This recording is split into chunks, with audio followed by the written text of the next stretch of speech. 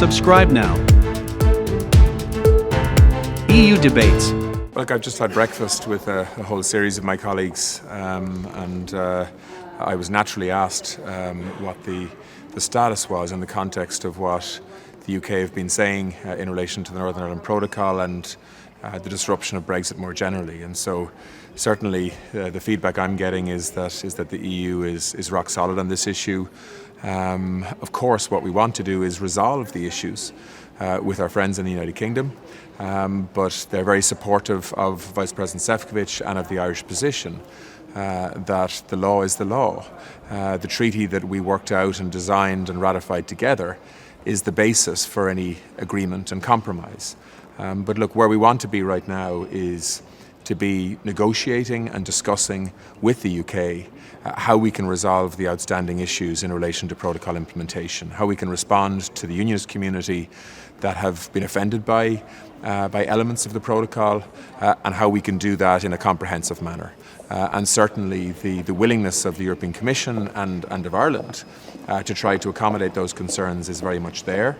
What we can't do, though, is accept that the British government would act unilaterally. They would pass legislation to effectively breach international law, to set aside elements of a treaty that, of course, this Prime Minister was central to designing and putting in place, because that will cause an awful lot more problems than it will solve. So this is a time for calmness, it's a time for dialogue, it's a time for compromise and partnership between the EU and the UK to solve these outstanding issues. I think if that is the approach taken by the British government, we can make significant progress, and we can make progress quickly to respond to the concerns of both the business community and the unionist community in Northern Ireland. The alternative is unilateral action, which means tension, rancour, standoffs, legal challenges, and of course calls into question the functioning of the TCA itself, because the TCA and the withdrawal agreement are interlinked, if you like. They rely on each other. That is the last thing Europe needs right now, when we're working so well together in the face of Russian aggression and responding to the support needed for Ukraine at this time. That's the kind of partnership that's needed to resolve these issues as well, which seem very minor in comparison.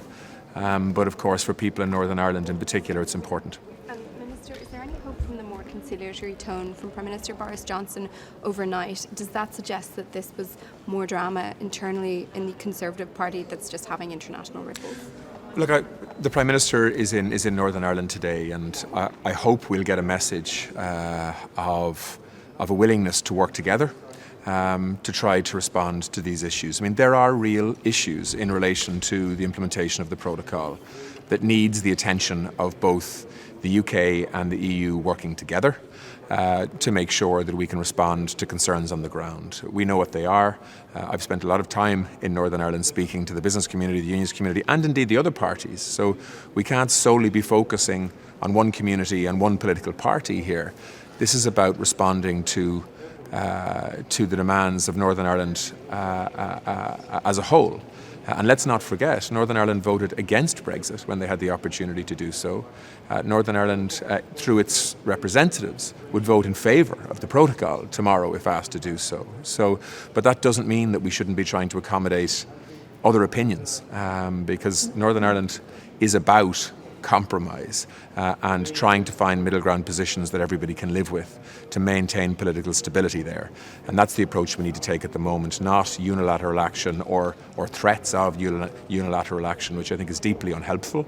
And I hope that the Prime Minister's approach today in Northern Ireland will be about partnership and dialogue and compromise as opposed to anything else.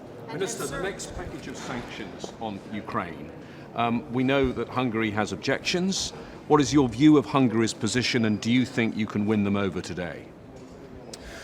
Well, my position is very clear on this, and Ireland's position is very clear on this. We need to get on and do this. We need to send a very clear signal to the Kremlin and to Moscow that the cost of their continuing war in Ukraine, which is completely unjustifiable, will continue to increase.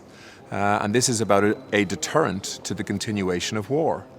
And so the sooner the EU can finalise that a sixth sanctions package, the better, and we'll be pushing today for progress in those efforts. And if Hungary blocks it, what message will that send to the Kremlin? Well, look, I mean, let's not focus on obstacles and negatives today. I think there is a very strong view within the European Union that we need to move on with a new sanctions package which increases the cost even further on Russia for continuing this war.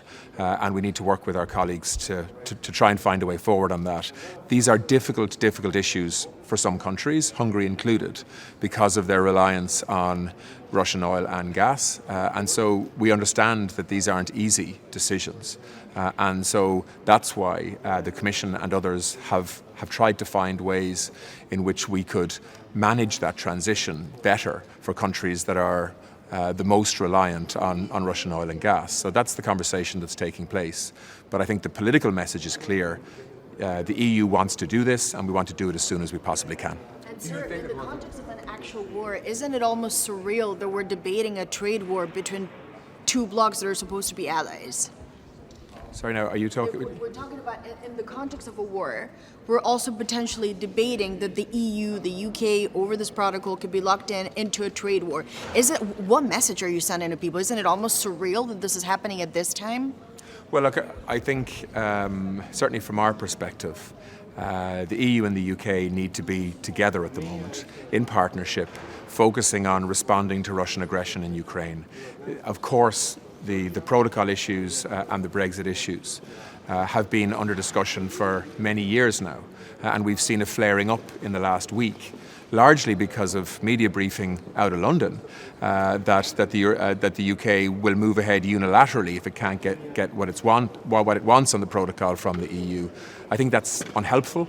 But I also think we've seen a more conciliatory message from the British Prime Minister last night, and hopefully that will continue into today so that we can get back into a mode of cooperation and partnership to solve problems. Look, the problems and the challenges in relation to the protocol in Northern Ireland are very, very small problems in comparison to the challenges that we face in Ukraine as an international community, and to the challenges that Ukrainian people face. 5.5 million Ukrainians have had to flee into the EU for their own safety and for the safety of their families.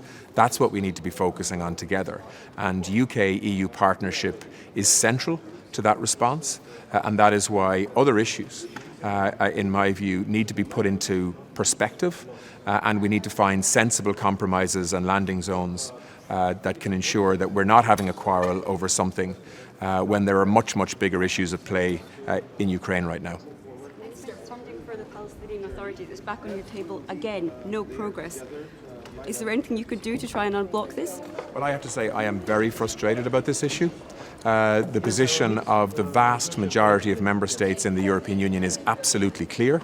There is no reason for the European Commission to delay over 300 million euros of funding for the Palestinian Authority. This is last year's funding we're talking about.